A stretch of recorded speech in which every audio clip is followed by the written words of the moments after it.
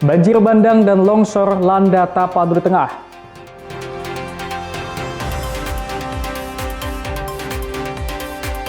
Nelayan Aceh berharap subsidi BPJS Ketenagakerjaan.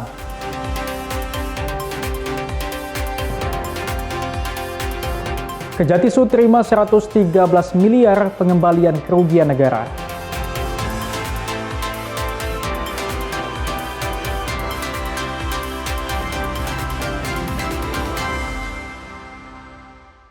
Halo, selamat pagi saudara. Kompas Pagi hari ini hadir dengan beragam informasi penting dan menarik dari Sumatera bagian utara. Selain 3 sorotan tadi, sejumlah informasi lain akan kami sajikan dalam Kompas Pagi. Bersama saya Emir Syapurba, inilah Kompas Pagi selengkapnya di Kompas TV, independen terpercaya.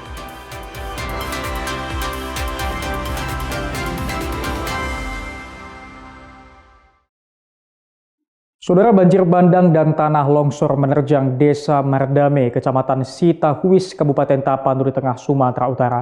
4 orang yang berasal dari satu keluarga meninggal dunia.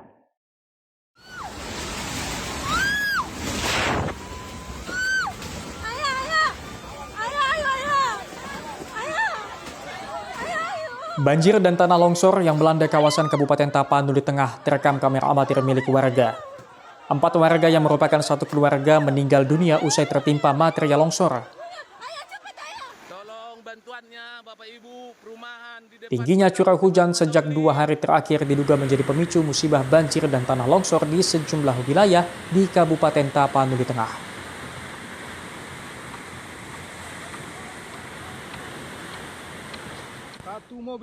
Sementara itu di Desa Ainabara, Kabupaten Tapanuli Selatan, tanah longsor menerjang jalan lintas Sumatera di 3 titik berbeda. Tanah longsor juga menyebabkan sebuah truk tangki dan 2 mobil minibus terjebak serta merusak sejumlah rumah warga. Akibat tanah longsor ini juga arus lalu lintas dari arah Sibolga menuju Padang dan sebaliknya lumpuh total. Dari mulai tadi malam, Bang, sekitar jam 10 lah. Jam 10 malam. Abang dari mana mau kemana, Bang? Dari Sibolga mau pulang ke Kota Pinang. Oh, berarti ini Abang udah tertahan di sini dan nggak ada alternatif lain, Bang, ya, buat melanjutkan perjalanannya, Bang? Iya, Bang, nggak ada. Harapannya, Bang, seperti apa, Bang? Ya, harapannya kayak mana ya? Istilahnya nunggu inilah, Bang, nunggu evakuasi untuk jalan ini kan. Tim Liputan Kompas TV, Tapanuli Selatan, Sumatera Utara. Masih seputar bencana alam, saudara, banjir bandang menerjang 2 desa di Mandailing, Natal, Sumatera Utara. Material yang terbawa banjir membuat akses jalan lintas provinsi terputus total.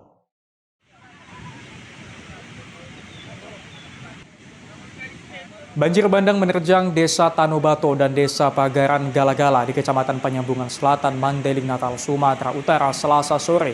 Tidak ada korban jiwa, namun warga yang terdampak terpaksa mengungsi ke rumah kerabat dan keluarga. Selain merusak rumah warga, banjir bandang memutus akses jalan lintas provinsi yang menghubungkan 4 kecamatan. Material batu dan kayu serta lumpur tebal memperparah dampak banjir bandang. Sementara menurut data Badan Penanggulangan Bencana Daerah, terdapat 7 kecamatan di wilayah Mandailing, Natal yang terdampak banjir dan tanah longsor.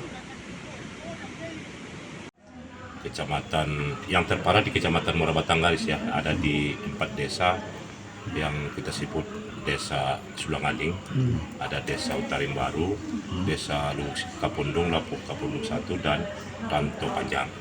Yang terparah di Utarim Baru, Kecamatan Muara Batangaris. Kemudian ada juga di Kecamatan Batahan 3, itu pun terdapat banjir sampai masyarakatnya pun sudah mulai mengungsi. Kemudian ada lagi bencana longsor, tanah longsor ada di Kecamatan Batang Natal dan Kecamatan Panyabuan Selatan. Tim Liputan Kompas TV, Mandailing, Natal, Sumatera Utara. Saudara, akses jalan lintas tengah Sumatera di Kecamatan Sayurma Tinggi, Kabupaten Tapanuli Selatan, Sumatera Utara putus akibat terendam banjir menyusul meluapnya Sungai Batang Angkola. Akses jalan lintas tengah Sumatera, tepatnya di Desa Aek Libung, Kecamatan Sayur Matinggi, Kabupaten Tapanuli Selatan, Sumatera Utara, Rabu pagi putus total akibat terendam banjir. Akses jalan lintas ini putus setelah Sungai Batang Angkola yang berada persis di pinggir jalan meluap dan merendam jalan hingga kedalaman 1 meter lebih. Akibatnya kendaraan dari dua arah berbeda tidak bisa melintas kawasan ini dan terpaksa mengantri hingga debit air sungai turun. 24 jam? Ya, abang dari mana mau kemana ini, Bang? Aku dari Sumbar mau ke Tanjung Balai. Mau ke Tanjung Balai. Nah, terus apa yang bisa kita lakukan? Hanya menunggu aja ya? Menunggulah. Iya. Nggak ada alternatif lain. Ya. Tapi udah ada nggak tanda-tanda surutnya, Bang? Sampai sekarang? Belum, masih naik. Kalau Masih naik terus, Bang ya? Selain memutus akses jalan lintas tengah Sumatera, banjir dan tanah longsor juga menimpa sebagian besar wilayah Tapanuli Selatan, Sumatera Utara. Khairul Bazar, Kompas TV, Tapanuli Selatan, Sumatera Utara. Saudara, penertiban bangunan di lahan milik Pemko Medan di Jalan Flamboyan Raya berlangsung ricuh. Pemilik bangunan yang mayoritas ibu-ibu melakukan aksi protes agar bangunan miliknya tidak ditertibkan.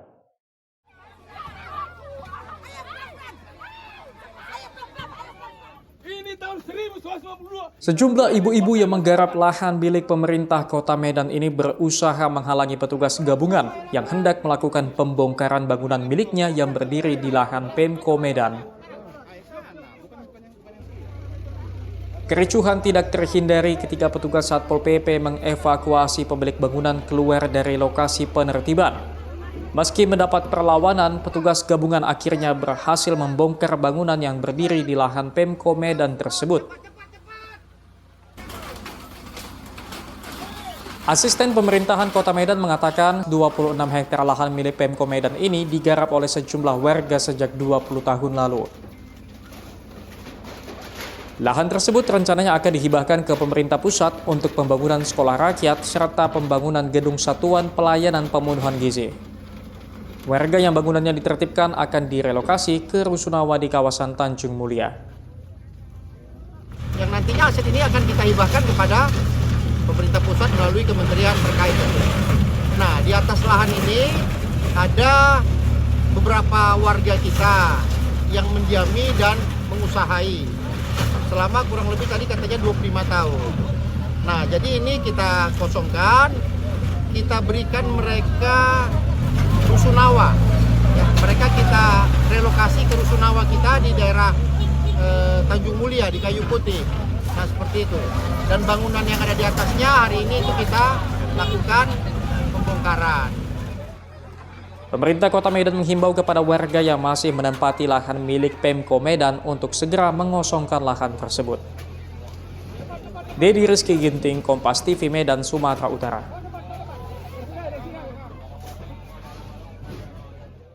Saudara, seekor buaya dengan berat sekitar 1 ton yang berhasil ditangkap oleh warga di Kecamatan Reteh, Kabupaten Indragiri Hilir, Riau akhirnya mati. Petugas yang melakukan pemeriksaan menemukan banyak sampah plastik di dalam perut buaya tersebut.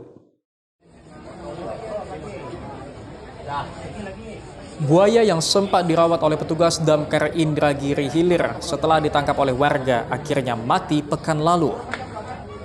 Buaya dengan berat 1 ton itu mati diduga akibat infeksi dari luka di beberapa bagian tubuh. Sebelumnya, tim Damkar Indragiri Hilir sudah melakukan upaya pengobatan di area luka pada buaya, seperti di kaki dan bagian ekor, namun luka tak kunjung sembuh. Setelah berkoordinasi dengan Kementerian Kelautan dan Perikanan, tim langsung melakukan nekropsi atau bedah bangkai. Hasil tim menemukan 20 sampah plastik dan kaca di dalam perut buaya. Buaya ini mati diindikasikan terjadi infeksi luka di beberapa bagian tubuh, terutama 3 bagian, yaitu di atas lubang anus dan di belakang lubang anus, serta di lengan kanan buaya muara tersebut. Bangkai buaya kemudian dibawa oleh tim Damkar Indragiri Hilir dan tim dari BBKSDA Riau ke Lembaga Konservasi di bawah binaan Direktorat Jenderal Konservasi Sumber Daya Alam dan Ekosistem Kementerian Kehutanan di Jakarta. Sawino Ardi, Kompas TV, Indragiri Hilir, Riau. Saudara, Polda Riau bersama ratusan siswa di Kota Pekanbaru melakukan penanaman pohon. Kegiatan ini untuk memulihkan kondisi lingkungan dan sebagai upaya pencegahan kebakaran hutan dan lahan. Kegiatan penanaman pohon dipimpin langsung oleh Kapolda Riau, Irjen Heri Heriawan, ajak 500 siswa dan siswi SD dan SMP digelar di kawasan wisata Danau Kayangan, Kecamatan Rumbai, Kota Pekanbaru. Polda Riau sendiri menargetkan 21.000 batang pohon ditanam di sejumlah daerah secara bertahap dalam kurun waktu 6 hari. Kegiatan ini mampu melahirkan generasi muda yang lebih ramah lingkungan. Menanam pohon itu adalah menanam harapan dan masa depan bagi kita semua. Hari ini kita berkumpul bersama untuk membuat sejarah dan catatan penting bagi Kota Pekanbaru, bagi Indonesia, dan khususnya kita memberitahukan kepada dunia bahwa di Pekanbaru, di Kota Pekanbaru ini kita sudah bisa saling menghargai bukan saja kepada kita sesama manusia, tetapi kepada alam lingkungan dengan melakukan penanaman pohon sejumlah 21.000 pohon. Selain pohon, Kapolda Riau bersama para siswa juga melepas bibit ikan di Danau Kayangan. Dengan harapan ekosistem di dalam danau tetap terjaga dan dapat dimanfaatkan dengan baik. Sawino Ardi, Kompas TV, Pekanbaru, Riau. Nelayan Aceh berharap subsidi BPJS Ketenagakerjaan. Saksikan usai jeda.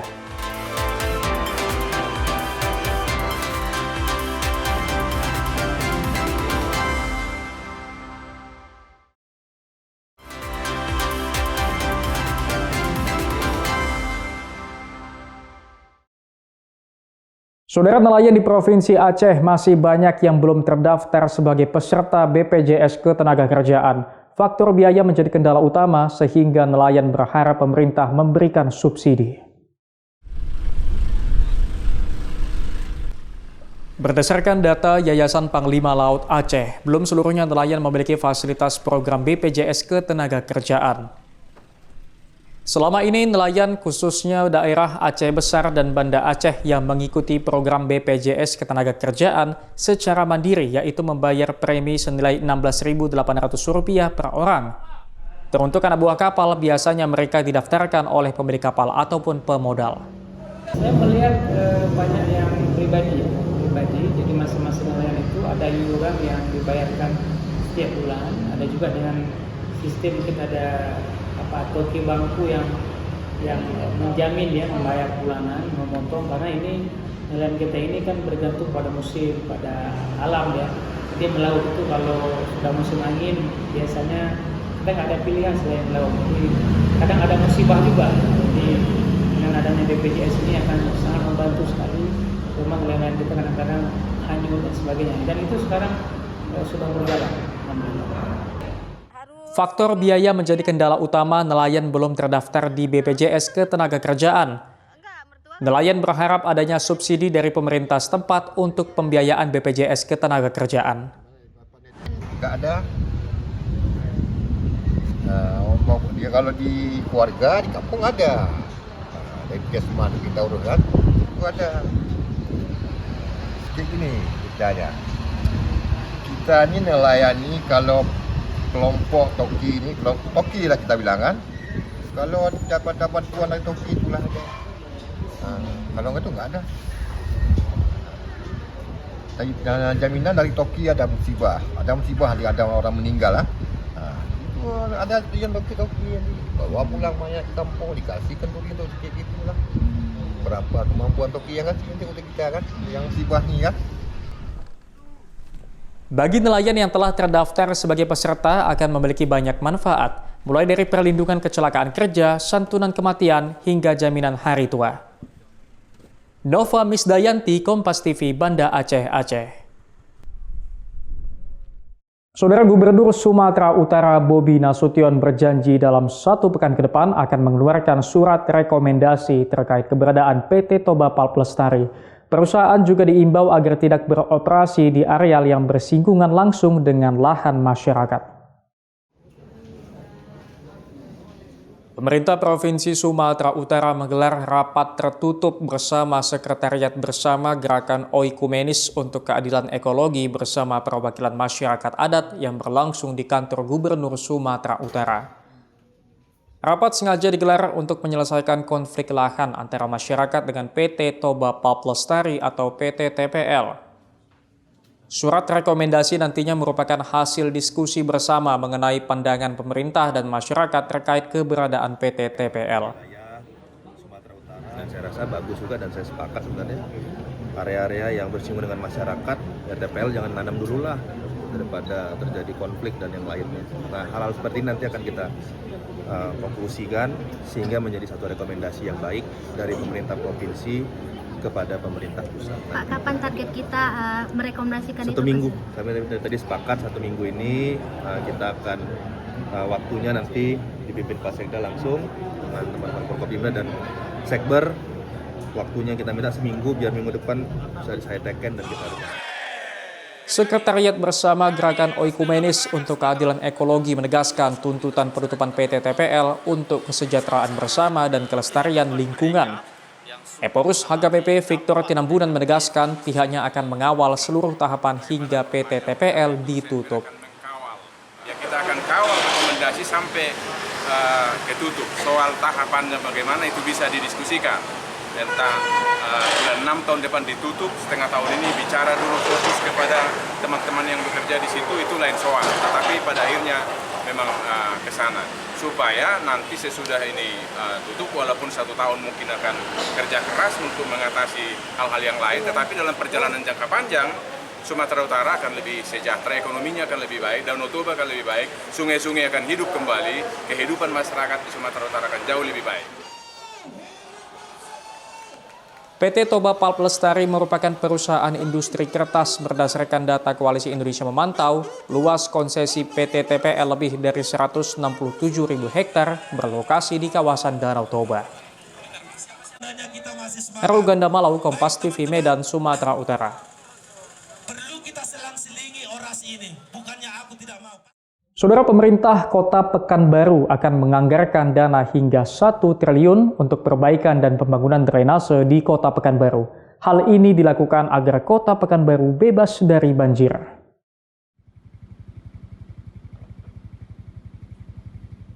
Persoalan banjir yang masih kerap terjadi di Kota Pekanbaru menjadi fokus utama pemerintah Kota Pekanbaru. Untuk itu, pemerintah Kota Pekanbaru akan menganggarkan dana hingga 1 triliun untuk mengatasi banjir yang sering terjadi di Kota Pekanbaru. Dana tersebut akan dipergunakan untuk perbaikan dan pembuatan drainase yang terkonektivitas dengan danau maupun langsung ke sungai. Kita drainase ini sedang kita buat, ya mudah-mudahan ke depan drainase Pekanbaru ini kita mau buat hampir kita rencanakan bisa sampai 500 sampai 1 triliun. Jadi kita pengen bagaimana akan dilaksanakan dengan tahun jamak tentunya agar dia bisa sempurna karena ini berulang, karena kita pengen fokus serius dalam menyelesaikan banjir di Kota Pekanbaru. Tentu sejumlah jalan seperti Jalan Arifin Ahmad, Jalan Tuanku Tambusai, Jalan Subrantas, dan beberapa jalan utama lainnya di Kota Pekanbaru kerap tergenang banjir jika intensitas hujan tinggi. Sawino Ardi, Kompas TV, Pekanbaru, Riau.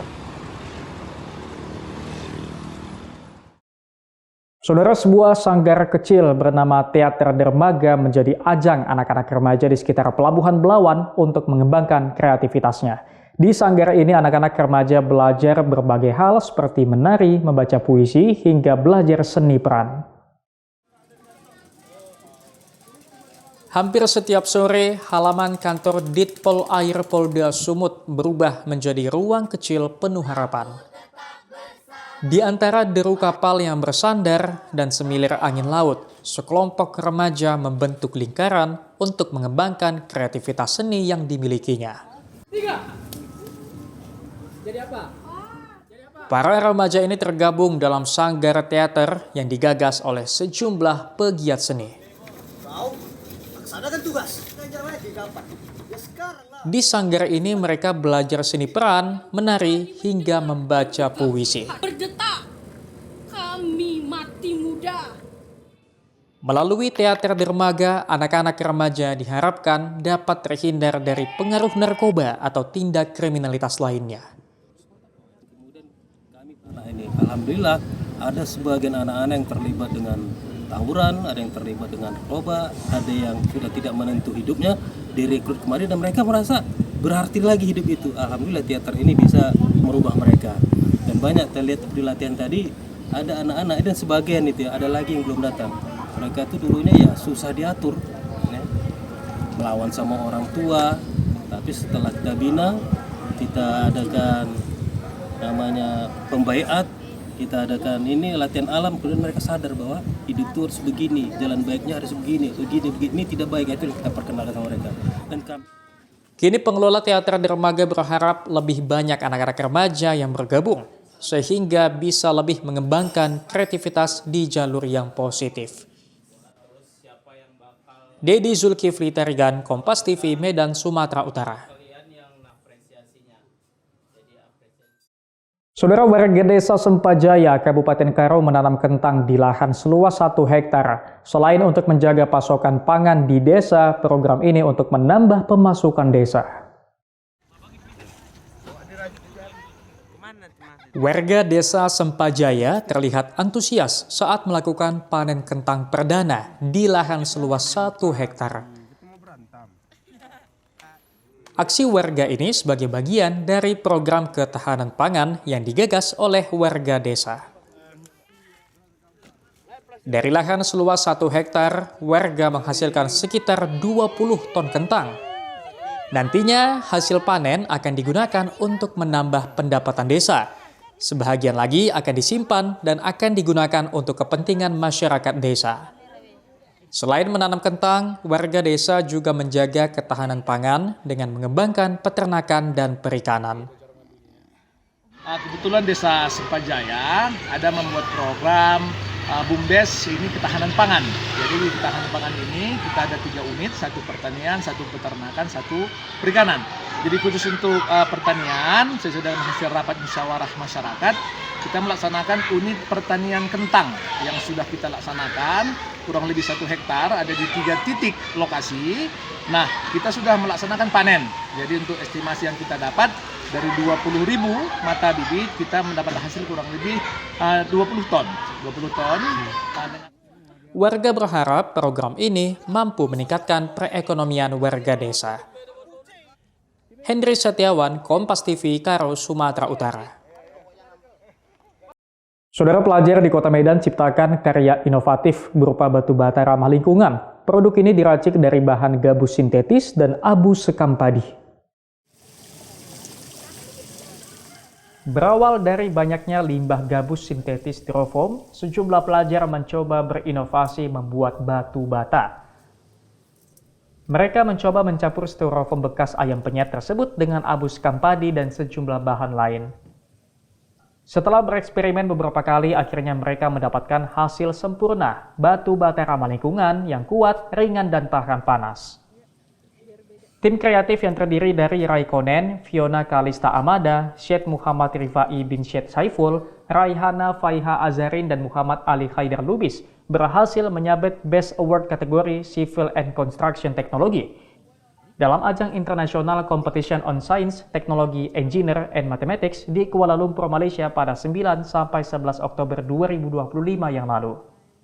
Karya tersebut bahkan telah terdaftar secara resmi di Kementerian Hukum dan HAM Republik Indonesia sebagai produk orisinalitas dan nilai ilmiah. Pertama, kami persiapannya selama sebulan dan juga kendala-kendalanya. Pertama ada takarannya yang nggak pas, jadi ada batu batanya yang barusan dibuat langsung hancur gitu-gitu. Itu berapa lama risetnya? Risetnya kalau pengerjaan produknya kami seminggu, kalau untuk pengerjaan yang seperti PPT dan lain-lain itu 2 mingguan. Selain itu, produk ciptaan pelajar ini juga mengantarkan mereka meraih double gold medal dan special award dalam kompetisi yang diikuti lebih dari 300 peserta dari 8 negara ASEAN. Sementara itu, Kepala Sekolah Dahliana menyampaikan mereka selalu mendukung ide inovasi dan kreativitas siswa seperti penelitian, sains, seni, hingga olahraga. Kita untuk rekrutan untuk bidang penelitian sendiri, kita buat selain klub, ada misalkan pendaftaran kita berikan kepada anak-anak informasi. Kita buat pengumuman besar-besaran untuk anak-anak bisa mendaftar kepada Wakasek kesiswaan, dilanjutkan dengan proses interview, proses akademik, seleksinya dan juga proses kemampuan bahasa Inggris. Lalu mereka nanti diuji kembali dengan menampilkan ide melalui seminar proposal. Siapa sangka dari selembar styrofoam bekas sejumlah pelajar mampu melahirkan harapan baru bagi masa depan dengan menciptakan produk bahan bangunan ramah lingkungan. Dedi Zulkifli Tarigan, Kompas TV, Medan, Sumatera Utara. Kejatisu terima 113 miliar pengembalian kerugian negara. Saksikan usai jeda.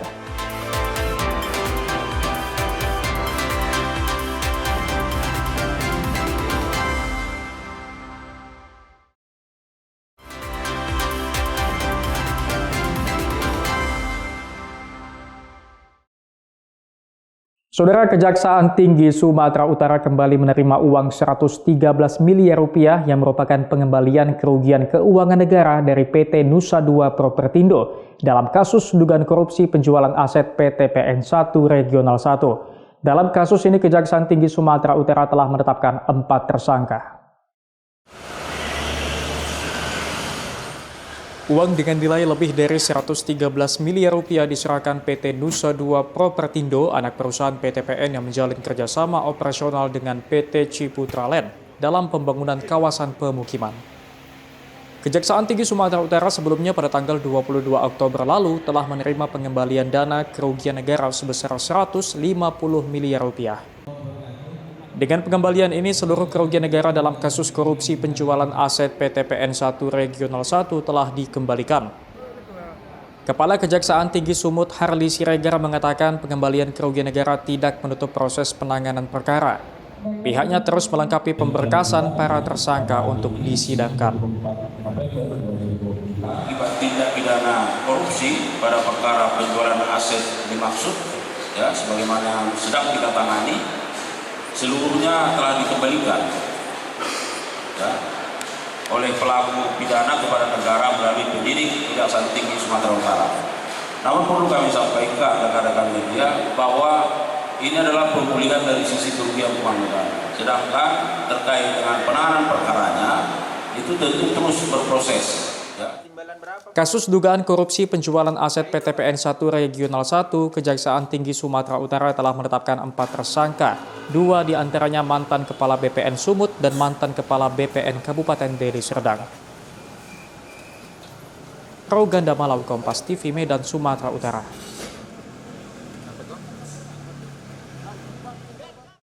Saudara, petugas Satres Narkoba Polrestabes Medan terlibat aksi kejar-kejaran dengan penyelundup 15 kg sabu di perairan Asahan, Sumatera Utara. 2 pelaku bahkan nekat kabur dengan menceburkan diri ke laut usai membuang seluruh narkoba. Inilah rekaman video amatir yang diperoleh tim liputan Kompas TV yang memperlihatkan detik-detik petugas menggagalkan penyelundupan 15 kg sabu di perairan Asahan. 2 pelaku yang menggunakan sampan kayu terlihat terus berupaya menjauh dari perahu petugas. Pelaku juga membuang sabu yang dibawanya. Pelaku bahkan nekat menceburkan diri ke laut untuk melarikan diri. Namun usaha kedua pelaku gagal usai petugas Satres Narkoba Polrestabes Medan menangkap keduanya. Narkoba yang disita dari kedua pelaku diduga berasal dari Malaysia dan para pelaku disinyalir bukan kali pertama menyelundupkan narkoba dari luar negeri ke Indonesia.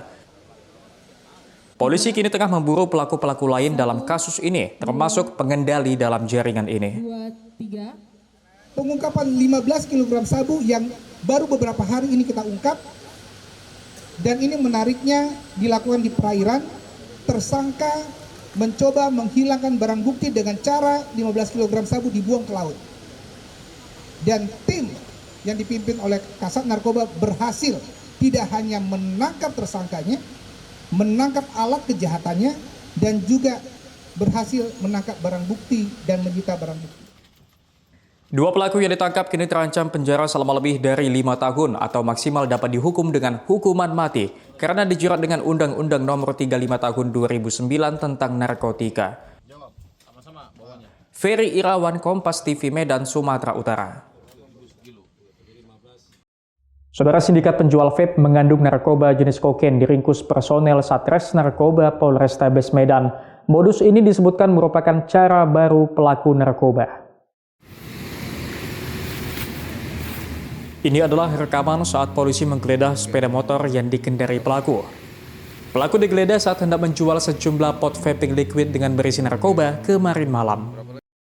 Penyergapan di Jalan Es Paraman Medan ini kemudian dikembangkan polisi, hingga akhirnya menangkap 2 pelaku lain yang juga sedang mengantarkan pesanan paket narkoba serupa.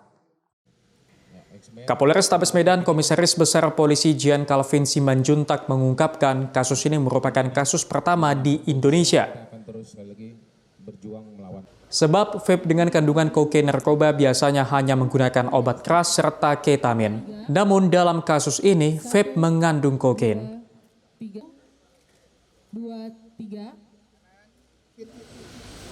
Polrestabes Medan berhasil mengungkap dengan liquid kandungan di dalamnya adalah MDMA, etomidet, dan ketamin. Dan satu yang sangat menarik adalah ternyata kokain juga sudah mulai masuk menjadi liquid, pot vaping liquid.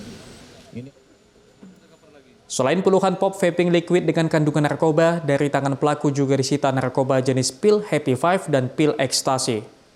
Pelaku juga kerap mengirimkan narkoba dengan cara tak biasa, seperti menggunakan speaker, charger ponsel, hingga rice cooker yang di dalamnya diselipkan vape dengan kandungan narkoba.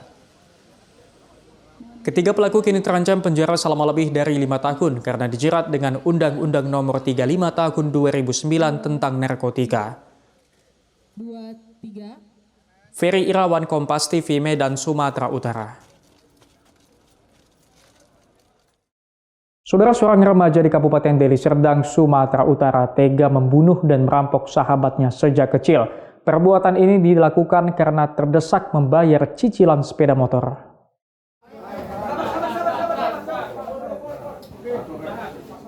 BRG, remaja berusia 19 tahun yang tinggal di Desa Patumbak, Kabupaten Deli Serdang, ditemukan tak bernyawa dalam kondisi bersimbah darah pada 14 November kemarin. Barang-barang berharga milik korban seperti sepeda motor, telepon genggam, dan uang tak ditemukan di lokasi kejadian. Belakangan diketahui pelaku atas pembunuhan dan perampokan terhadap korban adalah MRH yang tak lain adalah sahabatnya sejak dari kecil. Korban dibunuh dan kemudian harta bendanya dibawa kabur saat tengah tertidur bersama dengan pelaku di rumah korban. Sebelum kejadian, korban bersama pelaku sempat jalan bersama, termasuk membeli dan menggunakan narkoba bersama di rumah korban. Kapolres Tabes Medan, Komisaris Besar Polisi Jian Calvin Simanjuntak mengungkapkan pelaku memang berniat untuk membunuh dan kemudian menguasai harta benda korban. Hal itu direncanakan pelaku lantaran pelaku memerlukan uang untuk membayar cicilan sepeda motor. Cicilan motor yang dibelinya, sehingga dia terlilit kewajiban untuk membayar, sehingga dia men-shortcut dan mengambil pilihan melakukan pembunuhan dan pencurian yang awal motivasinya muncul pada saat dia bermain biliar. Karena pada saat itu diajak oleh korban untuk bermalam di rumahnya karena dia lagi sendiri dan kakaknya lagi bukan di tempat tinggal sini. Meski sempat kabur ke Tanjung Balai, kini pelaku telah ditangkap dan ditahan di Polres Tabes Medan. Ferry Irawan, Kompas TV, Medan, Sumatera Utara. Presiden tawarkan solusi masa depan Gaza. Saksikan usai jeda.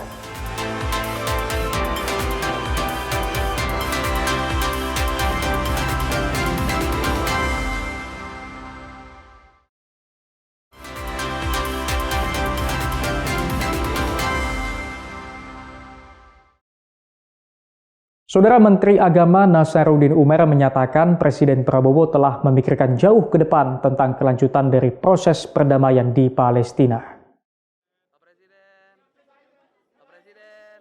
Menteri Agama menyebut Presiden Prabowo tidak hanya menawarkan solusi two-state nation untuk mengakhiri konflik di Palestina. Prabowo merupakan salah satu pemimpin negara yang pertama kali mendorong pengiriman pasukan perdamaian ke Gaza.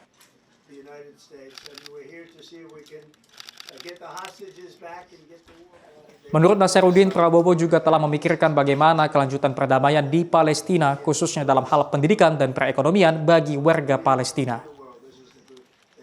Nah, Pak Prabowo memikirkan apa kelanjutan daripada perdamaian ini. Siapa yang akan membangun bangunan-bangunan yang roboh? Siapa yang akan menyekolahkan anak-anak mereka yang jumlahnya jutaan itu?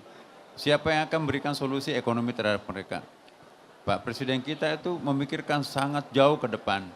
Karena itu diapresiasi langkah-langkah Pak Prabowo oleh seluruh dunia internasional sekarang ini. Tim Liputan Kompas TV Medan, Sumatera Utara. Saudara, gelar MOU tertutup dengan Kejaksaan Republik Indonesia. Kemenpora minta pendampingan dan pengawasan dalam pelaksanaan program strategis di bidang pemuda dan olahraga. Penandatanganan nota kesepahaman antara Kemenpora dan Kejaksaan Republik Indonesia digelar secara tertutup di Wisma Serbaguna Kemenpora Jakarta Senin pagi. Meski tak merinci satu persatu, Menpora Erick Thohir bilang MOU ini bertujuan untuk memastikan program strategis Kemenpora berjalan sesuai rencana dan tertib administrasi. Erick mencontohkan bagaimana setiap cabang olahraga yang didanai pemerintah melalui Kemenpora punya cara masing-masing dalam upaya mencapai targetnya. Praktis butuh pengawasan dan pendampingan agar tidak terjadi kesalahan, terutama terkait anggaran. Kehadiran Kejaksaan Republik Indonesia diharapkan dapat menekan potensi penyalahgunaan anggaran yang bisa saja terjadi di tengah program berjalan. Saya rasa ini semua niat baik. Kita tadi Pak Jaksa Agung bicara tidak boleh curiga. Tetapi kadang-kadang tadi beliau sampaikan dalam prosesnya itu kan suka ada godaan. Nah, itulah yang kita jaga. Apalagi 1 bulan terakhir di sini saya sudah sampaikan kita akan memperbaiki tata kelola semua. Semua kegiatan-kegiatan yang dilakukan oleh Kemenpora yang menyangkut dengan adanya anggaran yang keluar. Kemudian kami juga melakukan penata kelolaan juga. Nanti kami ada bidang datun yang bisa membantu tata kelolanya. Tim Liputan Kompas TV Jakarta. Saudara, Indonesia mencetak sejarah dalam olahraga cerebral palsy football dengan menjadi runner-up turnamen tingkat Asia Oseania. Melawan tim juara dunia, Indonesia memberikan perlawanan sengit walau akhirnya kalah 0-2.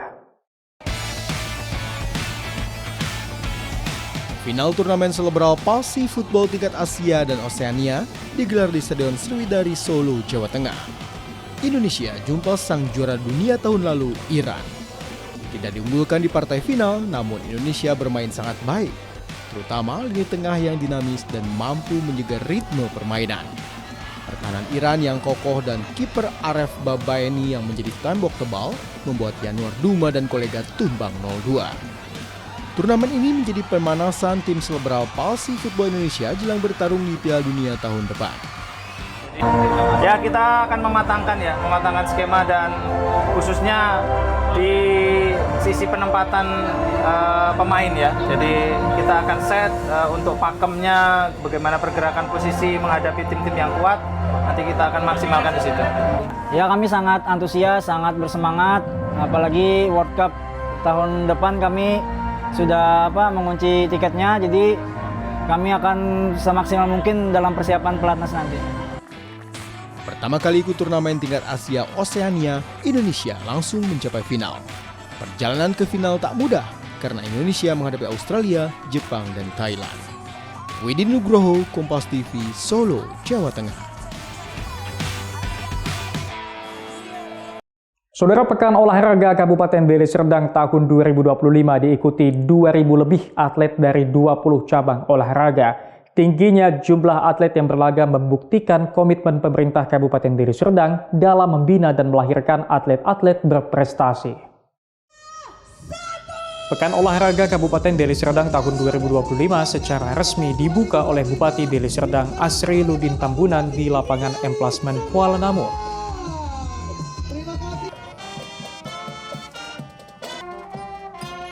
Dalam kesempatan itu, Bupati Deli Serdang menyampaikan apresiasi kepada jajaran KONI Kabupaten Deli Serdang atas pelaksanaan Pekan Olahraga Kabupaten tahun ini yang diikuti 2.200 atlet dengan 20 cabang olahraga.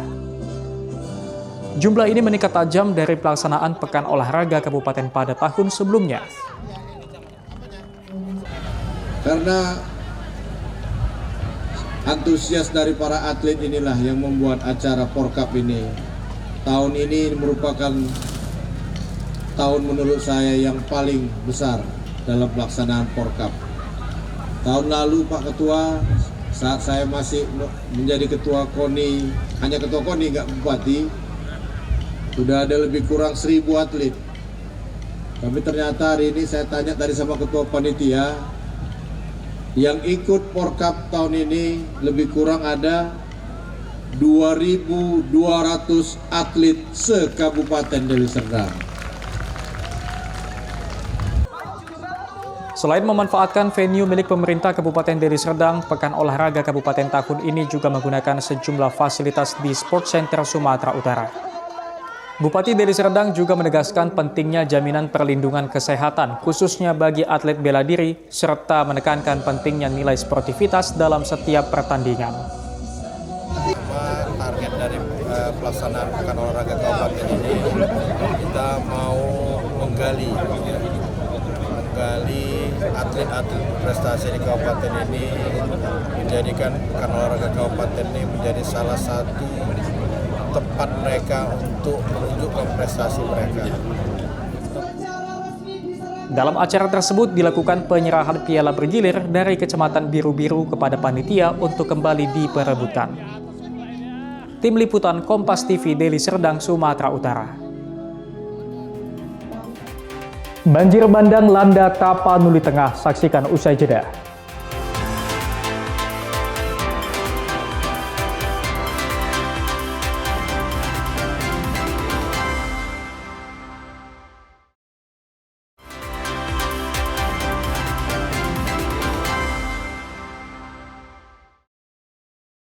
Saudara, banjir bandang dan tanah longsor menerjang Desa Mardame, Kecamatan Sitahuis, Kabupaten Tapanuli Tengah, Sumatera Utara. 4 orang yang berasal dari satu keluarga meninggal dunia.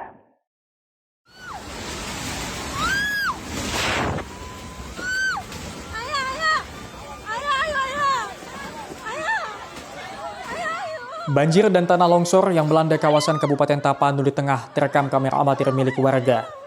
4 warga yang merupakan satu keluarga meninggal dunia usai tertimpa material longsor. Tingginya curah hujan sejak 2 hari terakhir diduga menjadi pemicu musibah banjir dan tanah longsor di sejumlah wilayah di Kabupaten Tapanuli Tengah.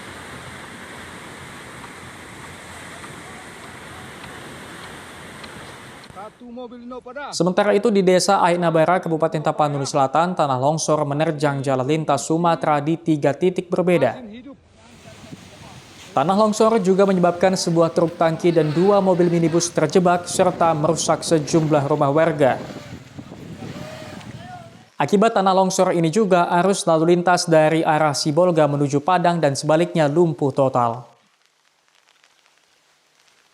Dari mulai tadi malam, sekitar jam 10 lah. Jam 10 malam. Abang dari mana mau kemana, Bang? Dari Sibolga mau pulang ke Kota Pinang.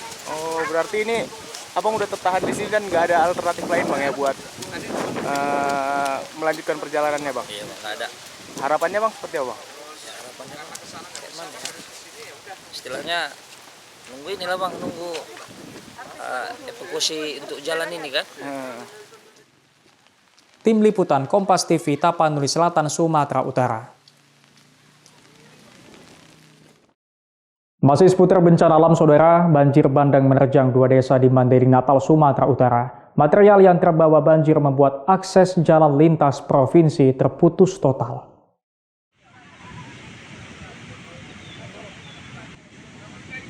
Banjir bandang menerjang Desa Tanobato dan Desa Pagaran Galagala di Kecamatan Penyambungan Selatan, Mandailing Natal, Sumatera Utara, Selasa sore.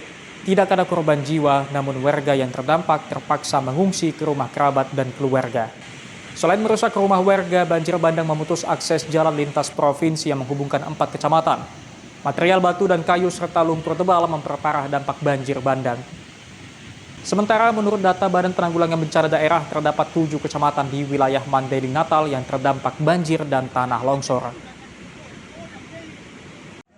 Kecamatan yang terparah di Kecamatan Muara Batanggaris ya, ada di 4 desa yang kita sebut Desa Sulangading, ada Desa Utarim Baru, Desa Kapundung, Lapuk Kapundung 1, dan Ranto Panjang.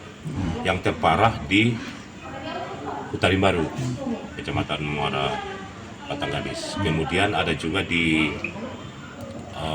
Kecamatan Batahan 3, itu pun terdapat banjir sampai masyarakatnya pun sudah mulai mengungsi. Kemudian ada lagi bencana longsor, tanah longsor ada di Kecamatan Batang Natal dan Kecamatan Penyambungan Selatan. Tim Liputan Kompas TV, Mandailing Natal, Sumatera Utara. Saudara, penertiban bangunan di lahan milik Pemko Medan di Jalan Flamboyan Raya berlangsung ricuh. Pemilik bangunan yang mayoritas ibu-ibu melakukan aksi protes agar bangunan miliknya tidak ditertibkan.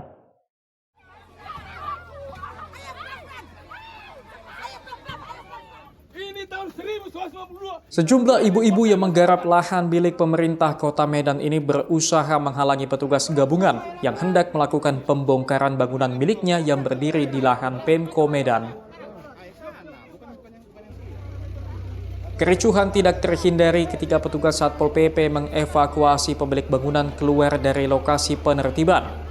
Meski mendapat perlawanan, petugas gabungan akhirnya berhasil membongkar bangunan yang berdiri di lahan Pemko Medan tersebut. Asisten Pemerintahan Kota Medan mengatakan 26 hektar lahan milik Pemko Medan ini digarap oleh sejumlah warga sejak 20 tahun lalu. Lahan tersebut rencananya akan dihibahkan ke pemerintah pusat untuk pembangunan sekolah rakyat serta pembangunan gedung satuan pelayanan pemenuhan gizi. Warga yang bangunannya ditertibkan akan direlokasi ke rusunawa di kawasan Tanjung Mulia. Yang nantinya aset ini akan kita hibahkan kepada pemerintah pusat melalui kementerian terkait. Nah, di atas lahan ini ada beberapa warga kita yang mendiami dan mengusahai selama kurang lebih tadi katanya 25 tahun. Nah, jadi ini kita kosongkan, kita berikan mereka rusunawa. Ya, mereka kita relokasi ke rusunawa kita di daerah Tanjung Mulia di Kayu Putih. Nah, seperti itu. Dan bangunan yang ada di atasnya hari ini itu kita lakukan pembongkaran. Pemerintah Kota Medan menghimbau kepada warga yang masih menempati lahan milik Pemko Medan untuk segera mengosongkan lahan tersebut. Dedi Rizky Ginting, Kompas TV Medan, Sumatera Utara. Saudara Gubernur Sumatera Utara Bobi Nasution berjanji dalam 1 pekan ke depan akan mengeluarkan surat rekomendasi terkait keberadaan PT Toba Pulp Lestari. Perusahaan juga diimbau agar tidak beroperasi di areal yang bersinggungan langsung dengan lahan masyarakat. Pemerintah Provinsi Sumatera Utara menggelar rapat tertutup bersama Sekretariat Bersama Gerakan Oikumenis untuk Keadilan Ekologi bersama perwakilan masyarakat adat yang berlangsung di kantor Gubernur Sumatera Utara. Rapat sengaja digelar untuk menyelesaikan konflik lahan antara masyarakat dengan PT Toba Pulp Lestari atau PT TPL. Surat rekomendasi nantinya merupakan hasil diskusi bersama mengenai pandangan pemerintah dan masyarakat terkait keberadaan PT TPL.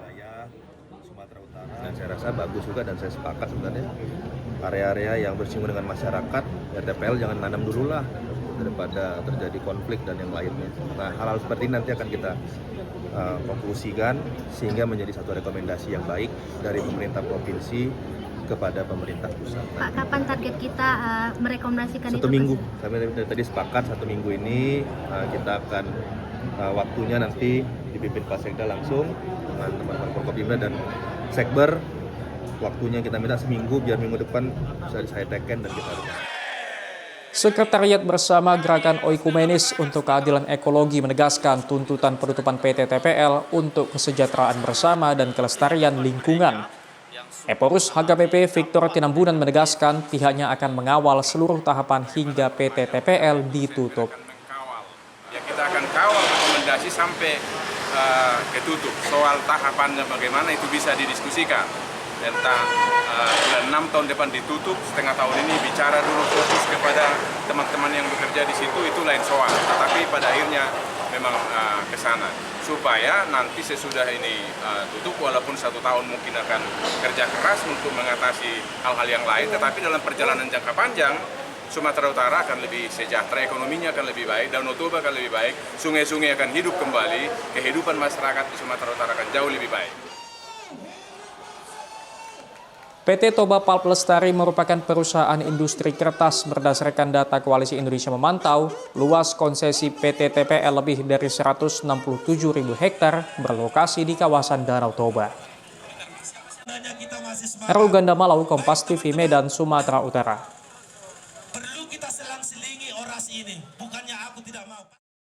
Sampai di sini Kompas Pagi hari ini. Anda bisa menyimak video tayangan kami di kompas.tv atau menyaksikan secara langsung via streaming di kompas.tv/live.